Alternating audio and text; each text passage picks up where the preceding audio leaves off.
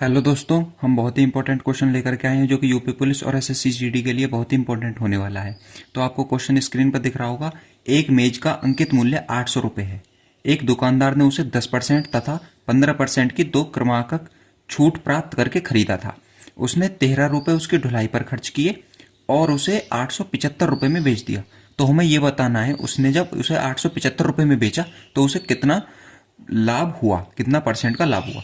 तो आपको यहाँ पर दिख रहा होगा दो क्रमांकक छूट हैं, 10% और 15%। तो उसने 800 रुपये की मेज को अगर 10% की छूट पर खरीदा होगा तो 90% में खरीदा होगा, ठीक है।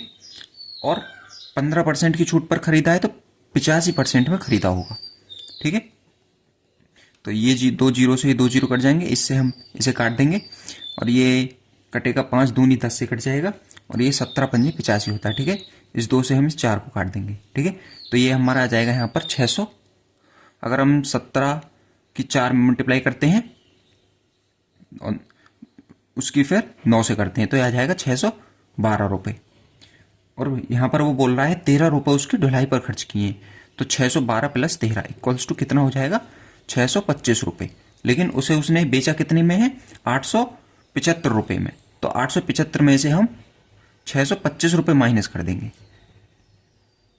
तो उसे कितना लाभ प्राप्त हुआ है। यहाँ पर उसे लाभ प्राप्त हुआ है 250 रुपये। 250 रुपये का लाभ हमें बताना है कितना परसेंट है। अब उसने उसे कितने में खरीदा था, 612 रुपये में तो खरीदा था और 13 रुपये उसने उसकी ढुलाई पर खर्च किए थे, तो टोटल उसे 625 रुपये का खर्चा आया था। तो हमें बताना है 625 का 250 कितना परसेंट है, ठीक है।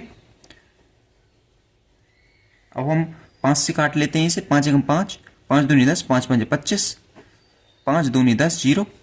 125 को हम 2 से काट देंगे यहाँ पर, तो 2 दूनी 4 यानी 40% यहाँ पर उसे लाभ प्राप्त हुआ है, 40% लाभ। तो ऐसी ही वीडियो देखने के लिए हमारे चैनल को सब्सक्राइब करें और वीडियो अच्छा लगा हो तो लाइक करें। धन्यवाद।